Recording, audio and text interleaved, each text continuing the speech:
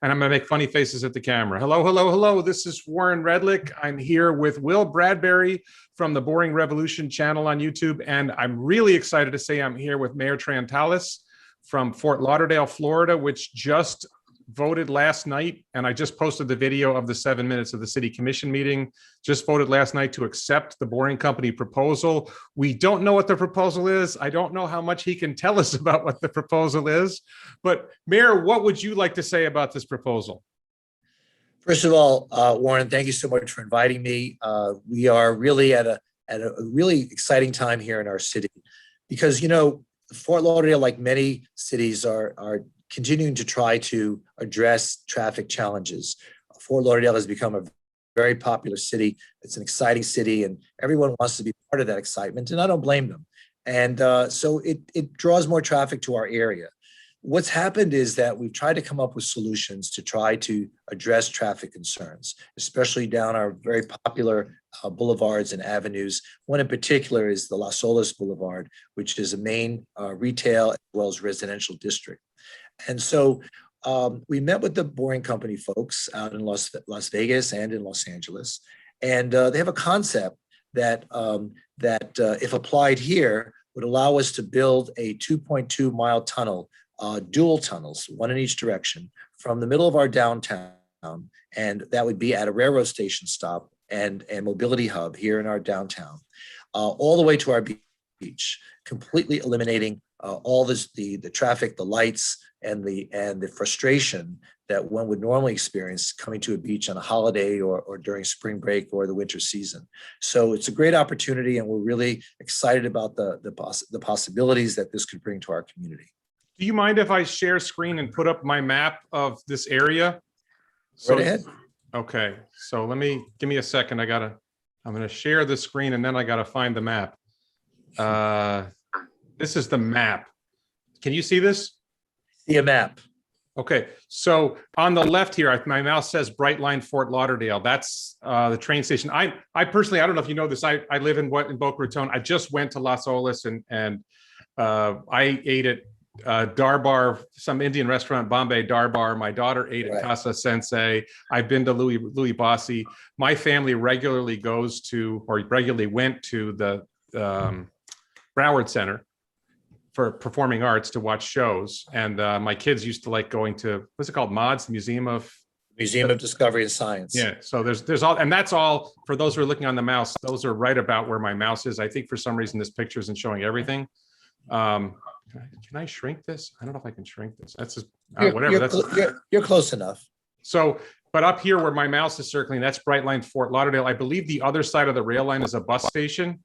So this is sort of a transit point. Well, it's a bus station, and we're considering building a joint government center on the other side of the track there. So it's in the middle of a really a large redevelopment that we're doing in our downtown. A lot of new housing, a lot of new office complexes. And so what you see there now is just a skeleton of what we anticipate happening over the next 5 to 7 years. Yeah, and for those who don't know, this where my mouse is right now, this is called Las Olas Boulevard. And Las Olas Boulevard is that thing that some cities have. Delray Beach has something similar. I think Las Olas is bigger than the Atlantic Avenue strip in Delray Beach, but it's this strip of restaurants and shops and condo towers, maybe. I have friends who live at the east end of Las Olas near the beach. It's just a beautiful strip. And actually, again, I'm gonna go over the top and show this video. This is where did I put it? Sorry. This is my B-roll. Sorry. This is when I was on Las Olas Boulevard with my daughter and friend the other day, and you could sort of get a sense of it. So we keep talking. So later in this video, people are going to get to sort of the heart of Las Olas Boulevard. What are the traffic issues on Las Olas Boulevard? Can you describe that? Well, it's very simple. These streets were not designed for the volume of vehicles that we're suddenly experiencing here. And there's a beautiful waterway shot. It looks like Venice, right? That's right across from Casa. Right, that's right across from Casa Sensei. the Japanese Correct. restaurant. Here's Louis And Bossi. I've got the video Bossi. speeded up. I'm sorry, but and you get these really interesting vehicles. This is So that big sign. you see, if you see that building, see that blue building right there? Yeah. That's going to be torn down, and there will be a 10-story hotel built there within the next 24 months. So Okay, there's a nice. lot of transition in the city, and as you go further down the street, you see the tree canopy and the charm of what this street represents to our community. But getting back to your question, we're trying to deal with the volume of vehicles. Many people really aren't interested necessarily in going through that retail area if they're just coming here to go to the beach. And this is a way to transport them past all that so they get to the beach and they can enjoy their day without having to be frustrated looking for parking when they get to the beach or having to deal with the traffic on their way there. Right, I've been there. So I'm familiar with that spot where the Las Olas reaches the beach. And I think there's a parking lot that's being converted to a park on the southwest corner of where Las Olas hits A1A. Is that correct?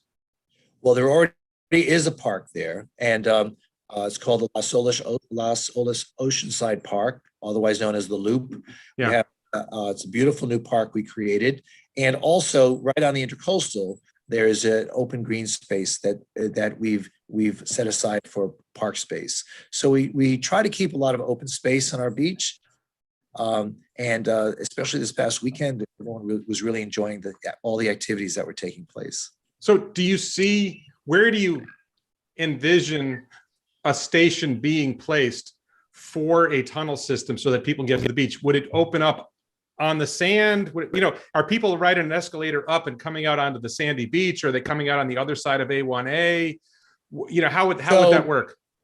So we have a pavilion, a drop-off pavilion already constructed at the Las Olas Oceanside Park, and the tunnel entrance and exits would be right at that drop-off point. So it would not be on the sand. It would be on the west side of A1A. And then what we do is now people can either walk across the street to go to the beach, or we have these trams that will be traveling up and down the road, taking people to whatever spot on the beach they'd like to go to, whether it be on the beach, whether it be a restaurant, whether it be to a hotel. This will allow people to be able to get to their destination hassle-free. Okay, I want to give Will a chance here. Will, is there something you wanted to ask? For those who don't know, Will Bradbury is from Boring Revolution. He's in England. Hi there, Dean. So kind of my main kind of question was, what sort of throughput are you looking for this particular system? Are you looking at something similar to what they've got in Las Vegas, or is it going to be quite a bit larger than that? And what sort of vehicles are going to be running through this system? I think it's going to be similar to what we saw in Las Vegas, where Tesla vehicles will be chauffeured by drivers that will take people from point A to point B, and that way we don't rely on the vagaries of individual driving talents or lack thereof. And because they're Teslas, there's no exhaust, so they're all electric vehicles. At some point, we might even get autonomous vehicles running through these tunnels, and it's a very similar model, except in Las Vegas, their model now has been expanded to a 22-mile underground system that project to happen. Someday I'd like to see that in my city, a loop reaching out to our airport and to our convention center, bringing people to the beach. Down the road, we'd love to see that happen. Brilliant. I frequently fly out of Fort Lauderdale Airport, and I would be very excited about that. Yeah. Have you spoken to anyone, any geologists or any consultants who have had any issues with the potential geology under this particular area, or does everything seem all good to go? Well, the Boring Company has geologists. We are using their geologists and their scientists who have mapped out the underground geology of our terrain here, and so we're relying on their talent, and so far they've sent people to the moon with some of their scientists. So we have faith that they're using the top talent in the business to execute the kind of tunnel system we're looking for here in our city. Yeah, just to be clear, I interviewed a Florida geologist named David Wilshaw probably 6 months ago, talking Uh-huh. about the prospect of tunnels in Florida. I think this is when Mayor Suarez was tweeting with Elon several months ago, and I did an interview with David Wilshaw as a Florida. He pointed out, I think you pointed it out in the city commission meeting, Port of Miami has a tunnel, right? That tunnels can work in Florida. That doesn't mean that they will work, but they can work. Well, we have a tunnel in Fort Lauderdale already, and Where is that? it's on US 1, and it goes under the New River. It's a short tunnel, but it proves that tunnels can be built in Fort Lauderdale. That tunnel's been there for over 50 years. Okay. So this tunnel, before they built the tunnel in Miami, it was the only tunnel in Florida. So, here we are, 2021, wondering if we could build tunnels. Really, this, minds and talent and ingenuity can create anything we want. And I think we now have that opportunity to turn our community into a 21st century city, and we are definitely moving forward in that direction. So one of the things that I noticed, I rode the Vegas Loop. I went out for the World of Concrete convention and got to ride the loop a few times. Which I hear is one of the biggest conventions in the world, is this concrete convention, which really blows. The one that I went to was not full. I believe they're doing it again in January or February. It's going to be bigger. But Right. what struck me was when you go from one end of the system to the other, and you don't stop at the middle station. There's a west station, central Right. station, south station. If you don't stop at the central station, you go about 8 to 10 miles an hour through that station. And if you can imagine a system that has 20 stations and you're going from one end to the other, and I think the Las Vegas loop is planned to have something like 46 stations. You can imagine how much time it's going to save a traveler if their vehicle only stops when it picks them up and drops them off. And is that something that you envision for this? Well, this particular segment, the 2.2 miles, will probably only have one station in the middle, which doesn't necessarily mean you have to stop there. It just means it's available if someone wants to stop there. And so, and the station in Las Vegas was a huge central station, Right. which I think was built more for demonstration purposes than for real practicality. But the reality is that if you go to the to the Los Angeles tunnel, where no stations other than from the beginning and the end, you can go one straight shot, and they've taken me up to 125 miles an hour. So we're envisioning that, not that we're going to be going 125 miles an hour, but we're envisioning that the tunnel will be a destination in itself, through light, through music. It's not going to be just a black dead hole that you go into and pray that you come out alive. This is going to be a wonderful experience. It's going to be, it's going to be something that you're going to want to go through again. You're not going to want to get out, because it's really going to be fun and inviting, and what Fort Lauderdale is all about. So I wanted to ask you about different ways that this can be done financially. So the way it's done in the Las Vegas Convention Center is the Las Vegas Convention Center pays the boring company to build it and pays the boring company to run it. I have this idea that at some point the boring company could go to a city, and I don't know whether this is what's happening at Fort Lauderdale. I don't know if you're free to comment on that. So I just want to ask more generally. I have this idea that the boring company could go to a city and say, we'll build it, we'll pay for it, we'll run it, and we'll give you 10% of whatever revenue, versus the other model of the city paying for it to be built. Do you think that might be attractive to some cities? It would be attractive to us, and although we're still working out the details on the financing, but we're open-minded on all approaches to financing this, because we really feel that the need is there, and it's the beginning of a system that I think is going to connect major sites throughout the community: the airport, the convention center, and our major seaport. We're the third largest cruise line seaport in the country. So, I have cruised out of there too. I know your time is limited. Let me give Will a chance to ask another question, in case I know you're going to have to cut out soon. It's okay. Yeah, so I guess what do you anticipate as the kind of major economic benefits of having this kind of system? And you mentioned previously you'd like to see it expanded. Would you like to see it go to the airport and maybe a couple of other places? Yeah, ultimately, we'd love to see a network underground that takes people from places like the airport to the seaport, to the convention center, to the beach, to our downtown. This would be a great opportunity for us to work with the county And the county government would have to participate in this because they own the airport, they own the seaport, and they own the convention center. And but I think that that when they see the success of this first leg of the tunnel, I think that that the county will participate and realize that we could partner and make this an exciting transportation opportunity for everybody. If there's any hope of connecting with Palm Beach County, I know a couple of county commissioners, Maria Sachs and Bob. Now I can't think of his last name. Bob, he's a Boca guy. For some reason, my mind freezing on his name.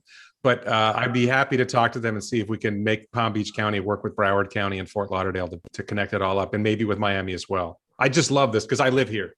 You know, the possibilities are endless. The only thing that would limit Absolutely. it is our own imagination. So Yes. right.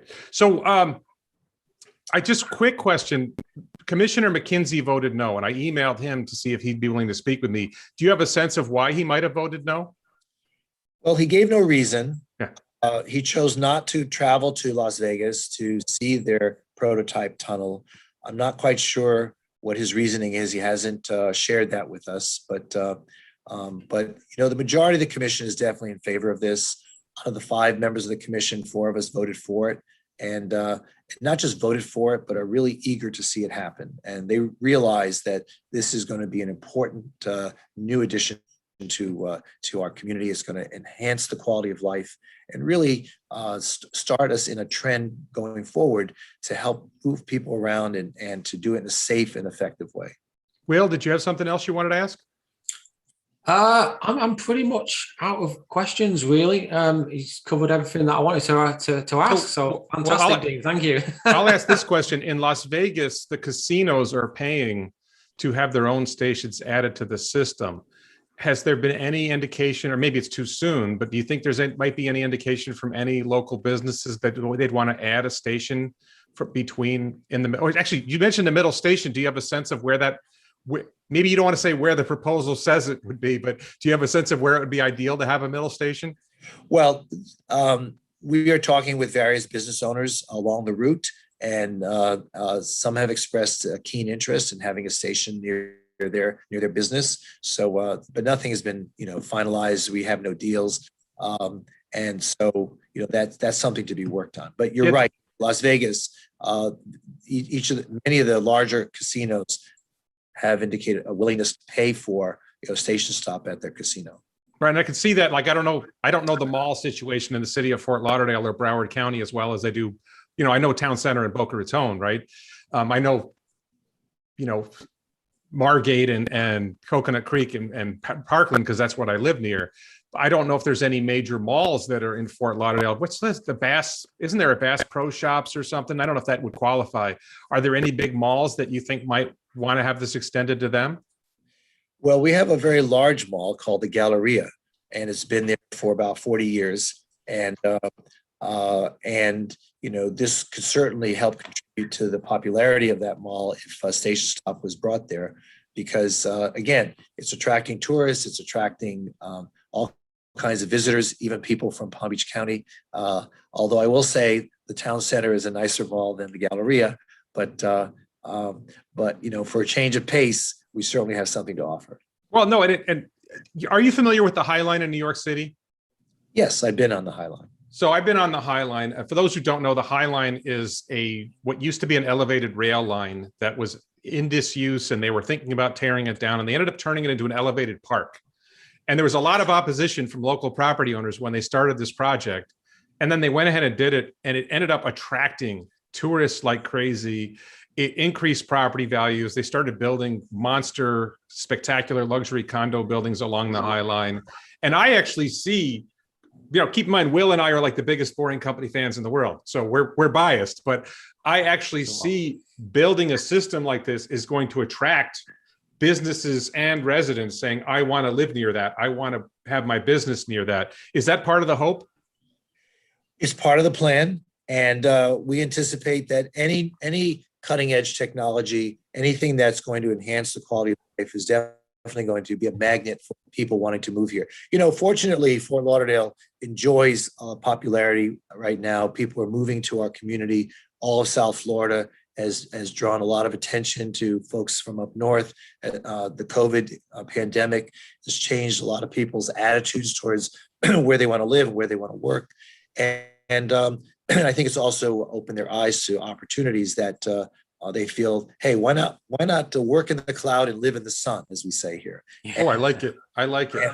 And we're a state less taxing than others. We have no income tax, we have no estate tax. So from a financial point of view, as well as a quality of life perspective, Fort Lauderdale is definitely an important destination for anyone who's looking to change their quality of life. Yeah, and I would just say, particularly Las Olas Boulevard, if you want to live somewhere where you can walk down the street and get a cup of coffee or Mexican food, Indian food, Japanese food, great sushi, go to see a show at the Broward Center, take your kids to a science museum, which one of our, just so you know, very happy that you guys have that science museum, taken our kids there many times, think it's a wonderful spot. And this is the kind of thing that could lead to, hey, let's expand it. Hey, let's make it better. Right, because it creates more traffic. Exactly. We have the CEO of the Science Museum, Joe Cox. He's been with us a few years now. He's really turned the museum around and brought some tremendous investment from the community, the private sector, changing the exhibits, improving upon them. Really teaching, especially young kids, the importance of science and the importance of our environment and how to preserve it and how to and understand how our ecology works. So things like that are very important to us, and we continue to build we're a young community, just like Delray is, just like so many communities are in Broward and Palm Beach County, and I think we're growing in the right way and in the right direction. So there's a question in our one last question. Okay. One last question. Will, do you have a question? I'll give it to you if you have something. No, let them ask away. So I've answered on the question, I'm going to make this a soft pitch the way I want it to go. If there's a question, why hasn't the Miami area, which I would call the South Florida area, built a big subway system like many international cities? I'll turn that around and say, do you think that the Boring Company has made it a lot easier to do something like this? They have, because through their ingenuity, they have pulled together technologies and improved upon existing technologies that help make these projects more cost efficient. And that's really what's driving a lot of these projects. And whether it started in Fort Lauderdale or wherever else they may end up working with local communities to build tunnels, we encourage all these communities to embrace this technology and to change the face of South Florida. I know I've been speaking with Mayor Suarez in Miami, and I know that they've been talking with the Boring Company. But we all work together as a community. South Florida is an important part of the United States, and I think that as we work together, we will grow together, and we'll do it the right way, and make living in South Florida the best place in the country. Mr. Mayor, thank you very much. You've converted a Boring Company fan into a Trantalis fan, and Mayor Suarez has converted me into a Suarez fan as well. So I'm really happy you came on the channel. Anything else you'd want to say before we let you go? No, I appreciate your inviting me here, and the more we get the word out about what's happening in our communities, the better it is for everybody, because it's time to feel good about ourselves. Coming out of the COVID pandemic, people shut down, shut out.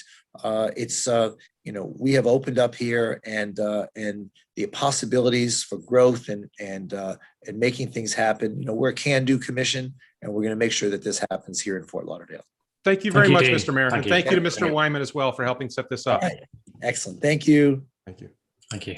All right. So Will and I are going to stay on and keep talking. Yeah. I'm going to put up my maps and other things. So thank you, Mr. Mayor. So I'm going to share a screen here. Will, just let me get my, can you guys see? Yeah. Okay. We're sharing. Yep. Let's come up. I'm going to put my B-roll on first. I can't help myself. I keep playing this. Let me skip ahead. It's a good video. We've already seen this. Let me skip ahead to where. So this is like, it's just this, all these restaurants that sit out on the street. It's so funny. Like, people don't realize this. If you don't live in South Florida, it's like this year round. This year round, we sit at restaurants outside. Year round, January, February, we sit in restaurants outside. This clip right here is driving, I believe, towards the city from the beach. I believe that place Casa Sensei I mentioned is on the left. Sensei, To the okay. right was that water body. And right here we get into the heart of Las Olas Boulevard. You can see that sign on the left up ahead of the white car. And what tends to happen at this is the traffic really, really slows up. It becomes unbelievably slow moving through here. I think I sent this to you, Will.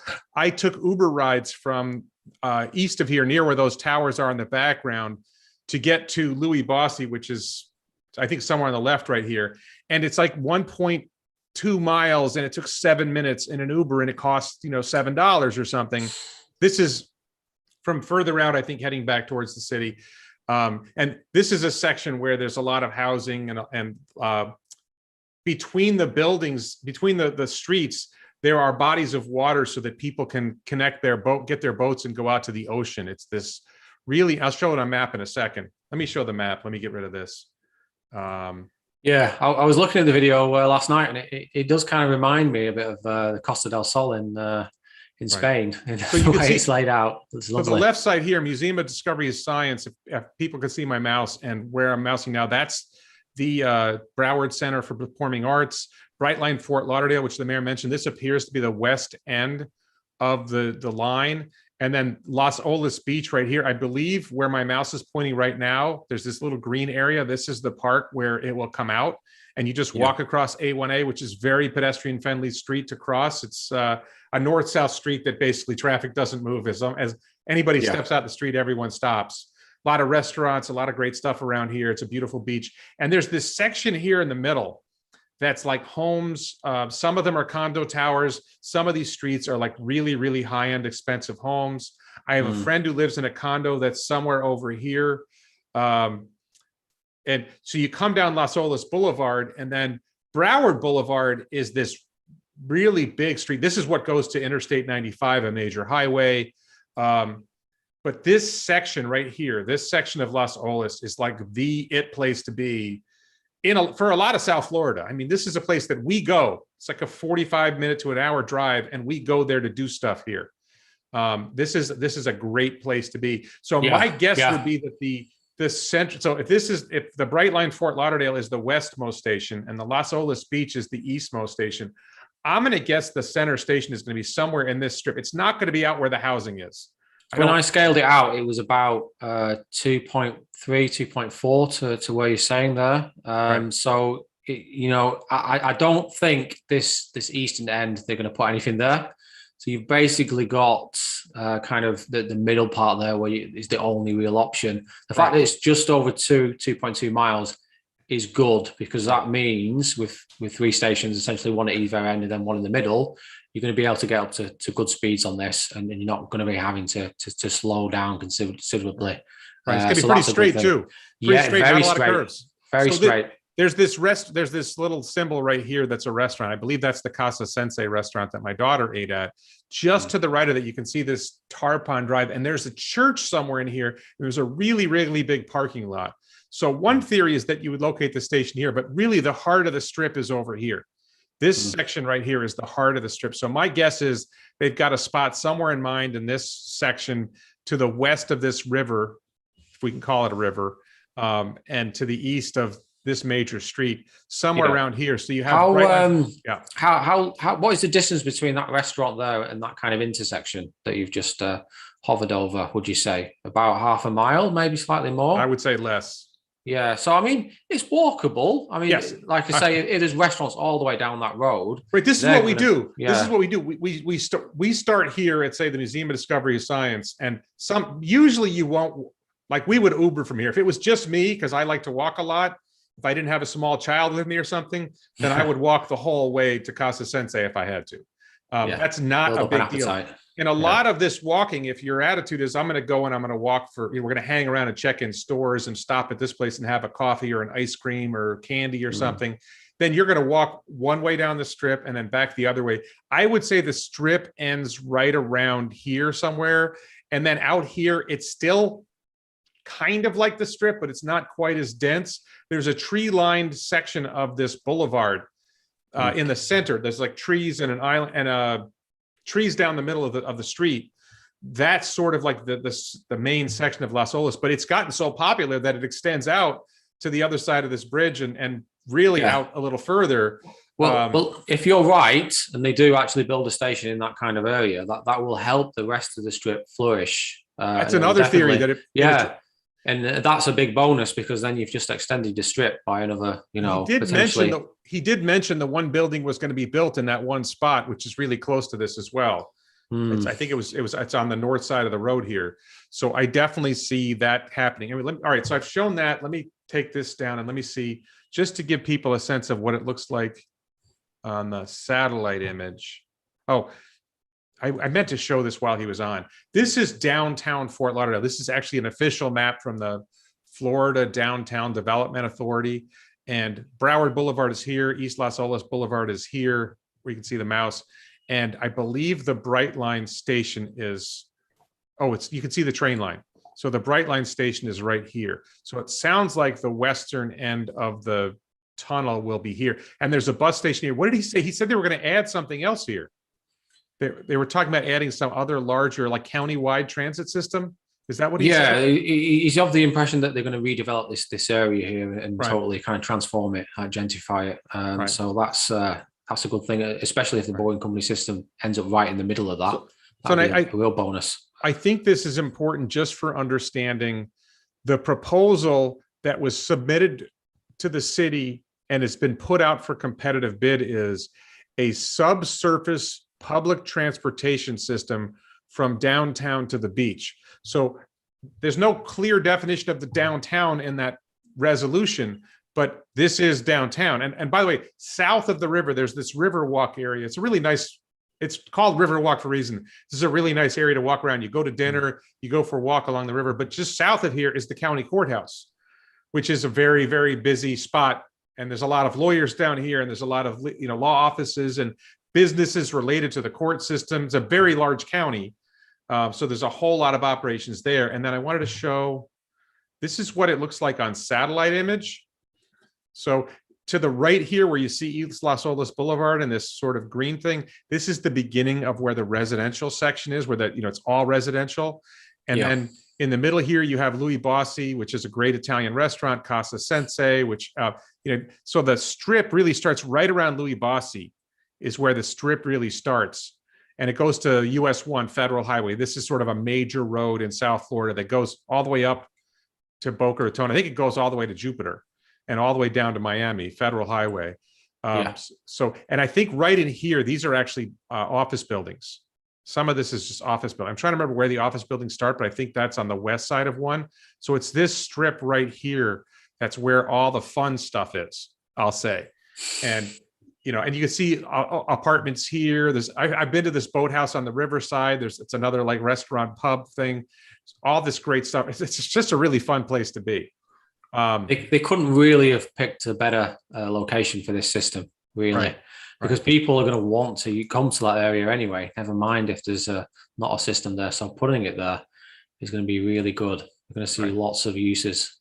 Pretty much, I'm imagining 7 days a week you get people using it. So that's bang on. Yeah. Bang on. So we just had a great conversation. I thought the big piece of news we got out of this is that there's only one central station. Which is a longer loop than the Vegas loop. The Vegas loop is 0.8 miles long. This is 2.2, I think, miles long, or did he say 2.4 miles long? 2.2, yeah. So the stretch from the central station to the beach is going to be really fast. You're going to move big time. They're probably going to go. I mean, he said he went 125. I think he said he went 125 miles an hour in the Vegas loop. Did I hear him right? Yeah, I thought, I don't know if he's thinking of the Hawthorne test tunnel, but he said Las Vegas. So that would indicate maybe that they're a few tests through there. Who knows? If they ran a performance model 3 or a performance model S, a bit of showing off. Yeah, I mean, there's no reason you can't do it, right? No. We also learned that apparently Boring Company have got their own geologists who are working on the project as well. Not surprising. I thought was, I suppose, but it goes to show that contrary to what people are saying, there are actually people thinking about the ground here, and they're having a good look at it, and they actually know what they're talking about, and they're not just thinking, "Oh, we'll try and put a tunnel here, and maybe it'll work." I'm going to say they probably have done their own boring, their own soil tests before. They didn't make this proposal without checking the soil themselves first. But for all we know, they could have done 10 trial pits every, a third of a mile, and they already have the information there ready to go. And then they just need to fill in the gaps. They're obviously going to do some kind of ground survey. They're going to be looking for cavities and things like that. But they probably know now with a high degree of certainty that the ground conditions are favorable for tunnels, or very, very close. So it's doable. It is definitely doable. There's not going to be some kind of subsidence issue where the entire strip falls into a hole. It's just not going to happen. Yeah, maybe go on. Damien in the chat says that I should interview more Florida mayors about, and I think what people don't know is I know Maria Sachs, who is the county commissioner for Palm Beach County, where I live, and Bob Weinroth, who is the county commissioner for East Boca. And I know Bob better than I know Maria. And I have interviewed Maria before, so I will see if I can get them on to talk about these things. Really great potential here. Really excited. So it sounded also like the initial proposal is not autonomous driving. That maybe, and he's acknowledged the potential of autonomous driving. Autonomous driving may come later. It sounds like it's regular Tesla vehicles. It's not 16 passenger or 12 passenger special vehicles. It seems like that. Let me talk to you about this for a second, Will. Go on. Now, if you only have one station in the middle, maybe this isn't such a big deal. But if you're coming from downtown and you want to go to the beach and you don't need to stop at the central station, your trip's going to be a lot faster than if you have to stop at the central station. So if you have smaller vehicles, then you're less likely to have a passenger who wants to get out of the central station. If you're in a 12 or 16 passenger vehicle, some of the passengers want to get out the central station. I don't think it's a huge deal on a system with only 3 stations, but like I could see at some point the people who live in that, let me share screen again, the people who live in that section in the middle, and to the right, sorry, let me pull this up, sorry. I think it's this one. Yeah. So the people who live over to the right here, there's a lot of housing, there's a lot of residences. And at some point I could see the residents saying, hey, this system would be a lot better if I could get on it, right? I mean, we're talking many thousands of people, probably more than 10,000 people live in this area. So if you could create a system, I think I have a better map than this. Do I have a better map than this? I think it's this map. Yeah, this section here. There are thousands, if not 10,000 or more people who live in this section. And if you could make it so you put a station in the middle here, and they can now get, or 2 stations in the middle here that are, I think the question is who's paying for that, right? If they're willing to pay to have stations built and they get homeowners associations together and they chip in $10 million to build stations, and now all of a sudden they just have to walk out to the end of their street and hop on this thing to get to the middle of Las Olas, and it just save them a lot of trouble. Maybe that makes sense. I don't know. Big time. Whereabouts did you say there was a swing bridge somewhere along here, or some kind of moving bridge? Oh, I think that's here. Yeah, I think that's here. I think that's between the homes and the beach. This is called the Intracoastal Waterway, this big body here. And large boats with tall masts go through, and there are large parts of the Intracoastal Waterway have these, I forget what you call it, the bridges where they open up. I can't believe is it there's a term for it that I can't think of. I don't know, my brain is fried. I'm thinking buttress bridge, but I'm not 100% on that one. Whatever it is, the bridge opens up and it stops traffic. The cars have to stop, and typically the bridge is open every half hour. So twice an hour they open, and they're open for 5 or 10 minutes, and traffic stops. So it's very inconvenient for traffic. So you can imagine if you had a tunnel going underneath the Intracoastal Waterway to the beach, there are times when you have to wait an extra 10 minutes to get there. It's highly likely that bridge is sat on very deep piles as well. So you're probably going to split the tunnels, and then you're going to run it either side of the bridge. Right. And so, but you can converge them on the other side, so it's not an issue. So for a little bit of context for our conversation before with the mayor, Up here is Las Olas Boulevard. Up here is the Brightline Station, which will be the west end of the system that they're talking about. Here's Las Olas Beach, which is the east end. I'm expecting it's going to run straight down Las Olas Boulevard, and somehow it's going to get over to but what's really, really special to a lot of people like me is, can you extend this down Federal Highway and reach the Fort Lauderdale Airport? And can you extend it to reach Port Everglades? This is a cruise port. There are, large cruise ships in and out of this port, probably on a near daily basis. Think they're taking 5,000 people on these monster cruise ships, and then there's commercial traffic. And one of my friends here in Boca Raton is a deputy sheriff who works in Port Everglades to make sure the port is secure. So these are really, really big. Really, a lot of important stuff is going on here. But if you could extend this system to Fort Lauderdale Airport, I can't begin to say how great that would be. What a pain it is to drive in. You drive into Fort Lauderdale Airport, it's a little bit of a pain. If you're parking, it's expensive to park. And ultimately, like you can see, actually, it's funny on the map, you can see the Fort Lauderdale Rental Car Center. In a robotaxi world, the rental car business is dead.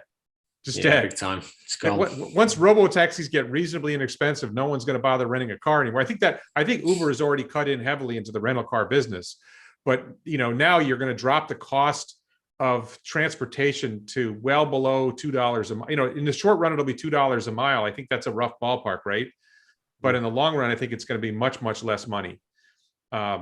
It's worth mentioning as well that this system's looking at a kind of ticket price of around $5, isn't it, per journey? So from one end to the other, from downtown to the beach, 2 miles, about $5. It's about $2 a mile, maybe a little more, maybe a little less. I think the Vegas Loop pricing was around $2 a mile. And then the question is, if they're able to drop the driver and go to autonomous, probably they're going to drop the price of the ride. Yeah. Well, they'd hope they'd take a little bit more of the gross margin, but they could definitely drop it a couple of dollars, which is now. Perfect. I asked him about the concept. I'm going to ditch the map now. I asked him about the concept of the Boring Company coming in and paying to build it. The city doesn't pay anything, and the Boring Company gives them a cut of revenue. He seemed open to that idea. He smiled nicely just as you asked him that question, and I thought to myself, does he want to tell us something? I thought that's what I was thinking at that point, because that is ideal. That is how we want it. We don't want lots of government interference. What we want is the Boeing Company basically owning 95% of that system. Maybe they get a little bit of a cut in there, but then they can make the decisions in regards to how they run it, how they expand it, and they don't need to worry about what the local government is saying. And everyone benefits. He doesn't need to find a load of money from somewhere else, pull it out of another budget. And I was reading up that he had some issues with some infrastructure spending, but hopefully that this sort of thing might help him if we can kind of bring public transport in with the Boeing Company and move thousands of people per hour. Be a big benefit for him. Big time. So I'm going to look at the chat for a second and just see what comments. I just saw this comment from Michael Whitfield, which I totally resonates with me. He says FLL, which is Fort Lauderdale Airport, is a much better experience than Miami, which is Miami Airport. Oh my God, my experience in Miami Airport was so horrible. It's such a huge, huge airport. And everything seemed too big and too awkward. It's probably an older airport. For those who don't know, there's 3 major airports in South Florida. There's Miami Airport, obviously in Miami, Fort Lauderdale Airport, obviously in Fort Lauderdale, and Palm Beach International Airport, which is basically in West Palm Beach. And Palm Beach International Airport is much smaller and so much more pleasant. It's just like it's just a much more pleasant experience. It tends to be that the Palm Beach Airport is the more expensive one to fly out of, but it's worth it. It's worth the money. Good. So, but I definitely think that I don't know if everyone can really grasp. Basically, it's going to radically change the way airports work if you say no one's going to use rental car. Like airports are built around the rental cars. Yeah, same here as well. They build this huge building to house the rental cars, and it's almost like they built the airport to serve the rental car companies rather than the other way around. And rental car companies are going to become extinct in a robo-taxi world. And it's even just the Boring Company system is going to make rental car companies less relevant. It's also going to make Uber and Lyft less relevant. So I think connecting airports to the population is going to be a monster benefit. Damien says Tampa has a similar problem with West Courtney Causeway across Old Tampa Bay to Clearwater Beach. Causeway always backs up. I think there's tremendous potential for Tampa and Orlando. I happen to know a lot about Florida because I live in Florida. I feel the same way about anywhere I've lived, really. The potential for these boring company systems to make things better. And a key point, and I made this point to the mayor, but I want to make this, see what you think about this, Will, and maybe I'm not saying it well. To have all these stations in the middle and to be able to just slow down to 10 miles an hour as you go through them instead of stopping to get passengers off and on makes the system so much better for the riders. Does that make sense? Yeah, big time. There's massive efficiency gains if you can keep moving. Also, you could build it in such a way that you could essentially just drive through it at normal speeds if you really wanted to. You could have it almost divided on each side. It depends how much you want to spend. You know, if you want to do it like they've done in Las Vegas. I know Dean was saying that's kind of more of a kind of demonstration station. But there's different ways you could do it. I mean, you could bring cars up to the surface and just have kind of a main artery tunnel that, you know, is constantly going at 100 miles an hour. And then people get on, get off at the surface and then join. So kind of like a slip road. So there's many, many ways to do it. But it's like you said with buses and trains, you know, as efficient as a train is, it has to stop at the station. You know, 200 people get off, someone gets on, you know, there's always someone running for the train. They're trying to hold the doors open and then you end up losing 60, 70, maybe 80 seconds. And that's gone. That time is gone. Then it gets multiplied by how many stations you have. And how many people had to wait. Yeah. It's... And sometimes what happens is like a train will get stopped because people are trying to get on and off. There's too many people, and then they'll miss the signal. So then they'll have to wait for another train to go past, for them then to leave the station. So it's a good way of basically running a mass transit system where it's constantly moving, essentially. Yeah. Charlie Doyle asked the question, where will everybody park to get into the Las Olas Loop? Charlie, my expectation, let me explain this. So Fort Lauderdale downtown is a very busy place from, let's say, 8 a.m. to 6 p.m. on weekdays. It is not very busy on the weekends, and it is not very busy in the evenings. Las Olas Boulevard is very busy, particularly, I would say, Friday and Saturday evening, but evenings in general.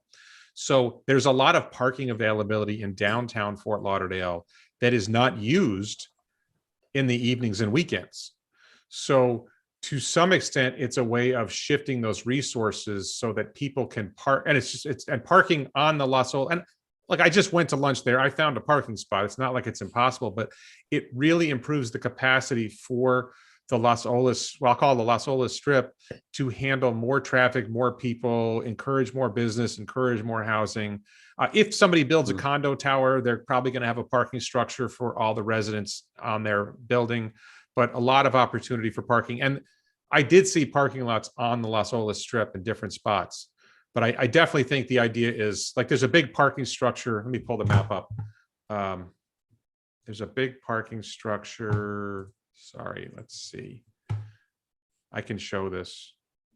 Yeah, and then the bigger the system becomes, the less problems you have with parking, because you can spread out the vehicles over a wider area. Right. So if this scales, then this is a non-issue, basically. Right. But you can see where it says Museum of Discovery and Science, and this like beige area here to the left is the Broward Center. And just like where it says Museum of Discovery and Science, this area where I'm circling, there is a large parking structure because they will have a show like Hamilton, or, you know, a large Broadway type show will be in the Broward Center, and they'll have, I don't know, 2,000, 3,000, 4,000 people coming in to watch the show, and so have this big parking structure to handle all that traffic. And I believe there's a big parking structure, some kind of parking. There's actually a big parking lot here. There's a lot of parking around here to handle the Bright Line, to handle downtown traffic and everything. So a lot of parking here. There's some parking along Las Olas, but it's more restrictive. And then, you know, the beach is a very popular area. It's hard to squeeze all the cars in. So tremendous potential to say, hey, park at the Bright Line or park at the, you know, Mods, and then hop on the rail, hop on the boring tunnel, and whoosh, you're at the beach, and you don't have to worry about it. So great potential there. Big time. So it's like 2.2 miles. That would be, I don't know, what, just over 2.5 minutes, maybe less than that. Yeah, I mean, you know, especially if you're not stopping at the central station, I think that it may be less than 2 minutes. That's not bad at all. He said 125 miles an hour. He says we're probably not going to go 125 miles an hour, but at a certain, and it doesn't really matter, honestly. If it gets you there in 2 minutes or a minute and a half, do you really care? Yeah. If you've ever been stuck in traffic and you're literally doing 1 mile an hour, you know that anything that's above 10, 15 miles per hour is going to make a big difference. Yeah, no, and big difference to how you get around. It's the drop from the what's striking is it can be a 20-minute drive from downtown to the beach, and now it's going to be a 2-minute drive. And I'm harking back to this moment when the Las Vegas City Council or the Clark County Commissioner, somebody was talking, and one of the members of one of the elected officials was speaking. He said, I looked at this system. This is the larger system. He says, right now, my commute to downtown is 30 minutes from home. This is going to make it 7. I'm making up the numbers, but he said something along those lines. Yeah, you can relate to it. He basically said, when can you start? I'm so used to watching these committee meetings, these city council meetings or whatever, and they're asking all these tough questions and hard questions, and they're all like, wow, this is that. Every time I see like a city council or a government body hearing this idea, they're like, wait, you're going to reduce my commute by how much? Like, if you do anything like this, if you live in Broward County or Palm Beach County or even Miami, you've probably been to Las Olas. It's like going to Calle Ocho, which is the 8th Street in Miami. There's certain spots, Atlantic Avenue and Delray Beach. There's places that people go. Meisner Park in Boca Raton, City Place in West Palm Beach. There's places that are sort of magnets that attract a lot of people, and they're magnets and they attract a lot of traffic. So Be Nice asked this question: is this proposed tunnel a double or single tunnel? It's a double tunnel. It's 1 tunnel each way. Nicholas asked underground walkways from the car parks to the West Station. I don't think that's part of the plan, but I could be wrong, and it would make a lot of sense to do that because crossing Broward Boulevard, it sounds like the station is going to be on the north side of Broward Boulevard, and there's a lot of stuff on the south side of Broward Boulevard. So it would make a lot of sense to do that.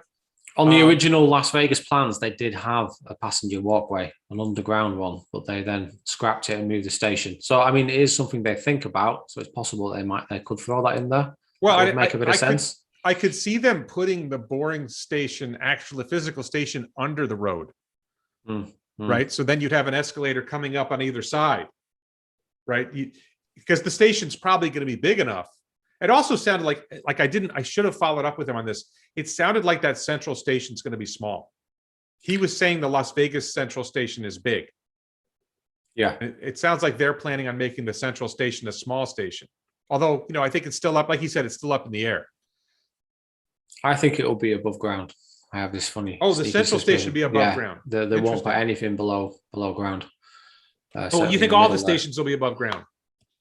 Yeah, I'm gonna put my money on that. I think it's very possible. I think with porpoising and how they're doing things now at Resorts World, all that kind of thing is possible. It certainly cuts the cost down. I'm going to say that if they're willing to pay for it, then you could probably do that. But I'm going to say the geography of doing that. How much? Let's say it's 40 feet below surface. If it's porpoising, how much run does it need to come up? Well, maybe I'm making an issue of this and there. I didn't see a lot of land along Las Olas in the area where you'd probably have a central station where you'd have room for an above ground station that you would want. It would make a lot more sense in the central part. Like I could see it like near the Bright Line. I could see it at the beach. They got this park. Maybe that would make more sense. He did say there was an existing structure that they were going to build it into, didn't he? On the beach side. I think he said that. I'm gonna have to go back and watch the video again. I thought he said that there was an existing structure that was already built that this is going to go to, and it's not going to come out in the sand. Interesting, because there is a park that they built there. Yeah. Really cool stuff. It is. It's exciting times. This is obviously a good development progress from where the Las Vegas project kind of left off. It's a bigger project. Slightly more complex geology, but you've got proof rock to kind of save you there. So all in all, it's exciting times. These are really. I can't wait to come down and visit and see what's going on. That'll be a fantastic day out, hopefully. Yeah, I see somebody else saying, hey, this might work well in Tampa in Ybor City. I don't know how to pronounce that, Ybor, Ybor City. I am a big believer that Orlando and Tampa would, for people who don't know Orlando, and actually I have a map of that. I have a South Florida. I think this map does it. Let me share screen again. Can I find it? I don't even know where. I'm so lost. I'm so lost. So this is South Florida. Down. This is from Key West at the southern tip here, all the way up to, this is South Florida, from West Palm Beach and Jupiter down to Miami, and Homestead is sort of the edge of what most people would call South Florida. The Keys are the Keys. I think Fort Myers and Naples probably don't have as much traffic demand and not as much demand for that, but Orlando and Tampa are two major cities. If you could connect Orlando and Tampa and then somehow get a line running from Orlando, and Orlando is Disney World is right around here. So if you ran a tunnel from Orlando, maybe you'd pop through Melbourne and Vero Beach and down to West Palm Beach. The volume of people in South Florida who love Disney World. People travel to Disney World from all over the world, right? But people in Florida get annual passes. You get a massive discount if you buy an annual pass. And so there are people from South Florida who go up there once or twice a month. Well, if you made it so that you could hop in a tunnel and it brings you out at downtown Disney, I think they call it Disney Springs now, it brings you out at Disney Springs. People would be going like once a week, twice a week, and especially if you're able to get the price down. Like if you put that 16 passenger vehicle on there and you get the cost down, and now like I don't have to stay in a hotel at Disney. I can take the Boring Company tunnel system to Disney, and at 11 o'clock at night, I can get home in an hour. Yeah. It can be mind-boggling. And then this is one of my theories. Okay, I don't normally give investment advice at all. I often say very positive things about Tesla stock, but I will say this: if I am seriously thinking about buying stock in Disney, because I am looking at this whole area wants to go to Disney, like 10 or 20% of this population of more than 5 million people, 5 to 10 million people want to go to Disney, would go to Disney once or twice a week if they could. Yeah. And if you establish a boring tunnel system that gets them there in an hour or an hour and a half, and especially if they don't have to drive, right? So they can ride on the boring system, and they've got Wi-Fi built into the boring system, and it's a party bus, and there's a bar on the train or whatever, this would be absolutely spectacular. It would be in Disney's interest to help the Boring Company build that system. It would definitely be in their interest. And I know Brightline are kind of going near that area, but Boring Company could interconnect all these places along the coast. And then I just see Brightline as like, okay, that's nice, but you do a boring tunnel, it works in a hurricane, right? Yeah. The Brightline isn't going to run in a hurricane. The boring tunnels will run in a hurricane. It's the same speed as well. It's not probably exactly faster. The fastest. Yeah, it's going to be faster than Brightline. And then this section, this traffic, this I-4 between Orlando and Tampa is an absolute nightmare. And this is the Florida Turnpike here. The Florida Turnpike going through Orlando is an absolute nightmare. In Gainesville, Florida, University of Florida is up here. Tallahassee's to the west here. Jacksonville is up here. I just like, my fantasy is let's connect it all. Let's bring it all together. Let's really make it. Do I have a bigger one? No, this is just the South Florida map that I have. We can really connect the whole country together, connect the world. Like, Will and I are dreamers, right? We're big dreamers. We see this going big. And it sounds like it's crazy, but it's like, okay, well, if you can get it down to $4 million a mile, then you could do 1,000 miles for $4 billion.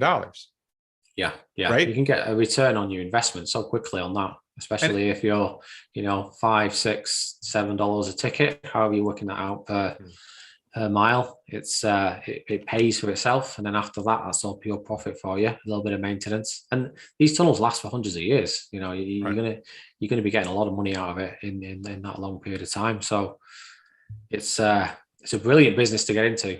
There was a question earlier asking how much it will cost to go through the tunnel one way. I believe it's $5 from one end to the other. is the rough proposed price for the rider. Today. Would it? Yeah. Oh, Charles asks, would it not be faster than flying from Tampa to Disney? I talk about this a little bit. There are people who fly from Fort Lauderdale Airport to Tampa Airport to go from South Florida to Tampa, or from West Palm Beach Airport to go to Tampa. And I believe the flight is only about a half hour or 20 minutes or something like the flying time. But all the stuff that goes along with going to an airport, waiting to get on your plane and checking in and all that stuff, it ends up being that even though it's a 20-minute flight, it's a 2-hour and 20-minute trip. You got to get to the airport. You got to park, there's all these hassles. You got to get through transportation, safety administration, whatever. When you get there, you still have to get from the airport into the city. If you do a boring company tunnel system, it's going to go to the spots in the city where you probably want to go. Tampa football stadium. Tampa has a professional football team. I think they have a baseball and a hockey team as well. So, there's a lot of things like that you can connect to. Damien says Disney Orlando is less than 100 miles from Tampa Bay for the next medium length boring tunnel. I think it's a lot shorter than 100 miles. I think Disney from Tampa is way shorter than 100 miles. I would best guess it's less than 50 miles, but this is great. Charlie Doyle, if a tunnel floods in a hurricane, it wouldn't be a big deal. The tunnel would be evacuated before water flowed in, and pumping water out later is pretty easy. So Will, I'm going to let you address this question. How often do tunnels flood? I mean, it does happen. I mean, I have seen it, but you can design a tunnel so it just couldn't flood. If you really, really wanted to do it that way, you could have it so it's kind of, as it's coming out of the ground or protruding from the ground, you have a kind of a step, as it were, and then you go back down. So unless you get an actual tidal wave coming in and flooding this tunnel, it's just not.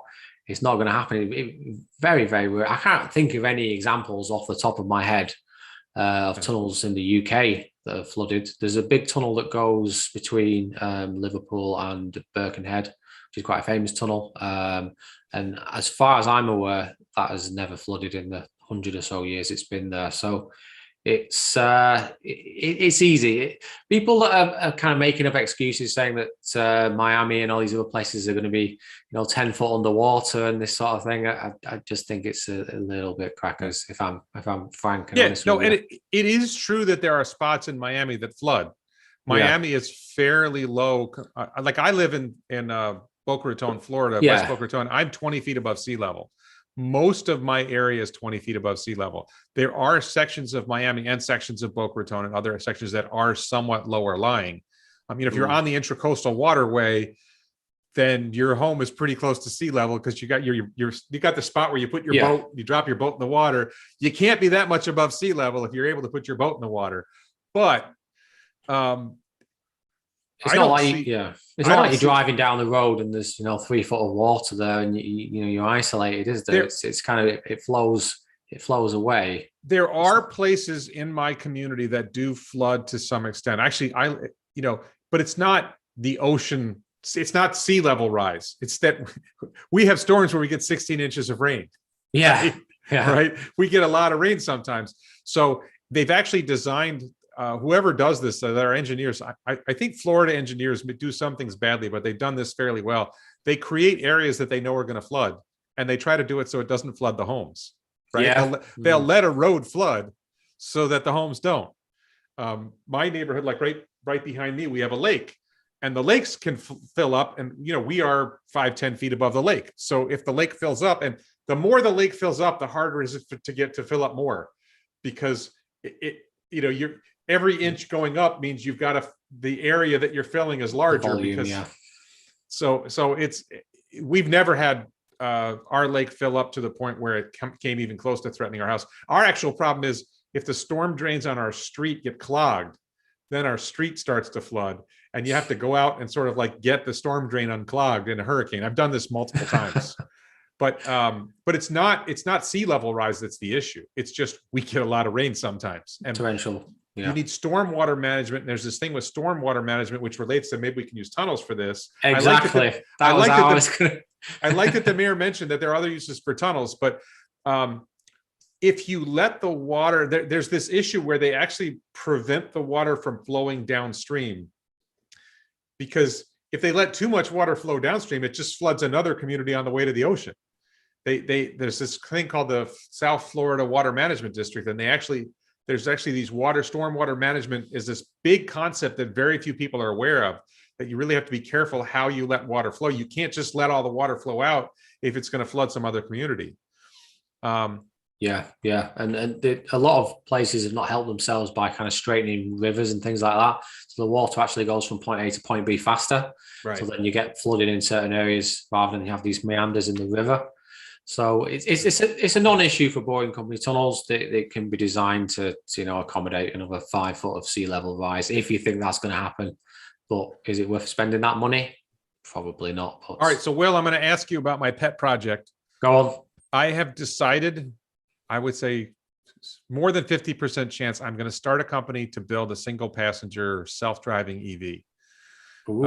And I believe that the Boring Company tunnel systems would be ideal for single passenger EVs. I'll make my pitch. Number one, there's no other passenger that's going to require a stop at a station in the middle. So you always go from start to destination without any stops at all. You might slow down for central stations where you have to slow down to make sure you don't hit a pedestrian, but generally speaking, you're just going from one to the other, no stops. So it makes the system much more efficient for the rider.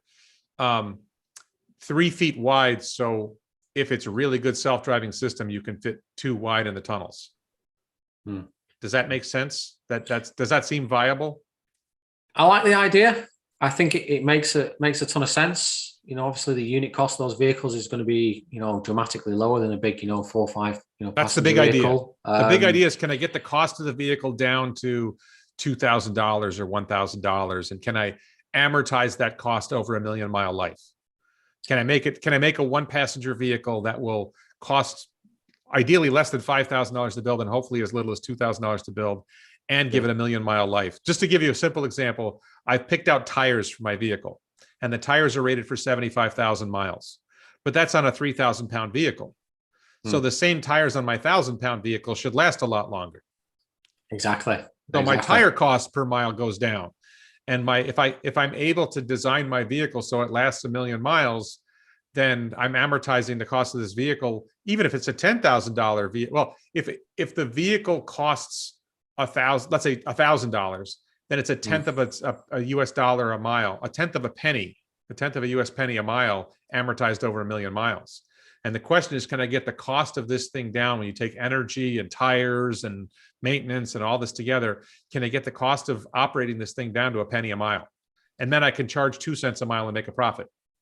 Exactly. Double your money. And then I can run it in the boring systems, which is great. But not only that, I can run it in poor countries where people can't afford 25 cents a mile for a robo-taxi.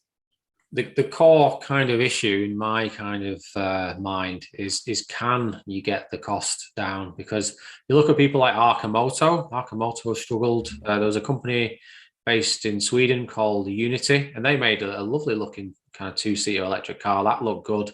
Again, it was getting close to 25,000 euros, which is insane for a two-seat passenger car.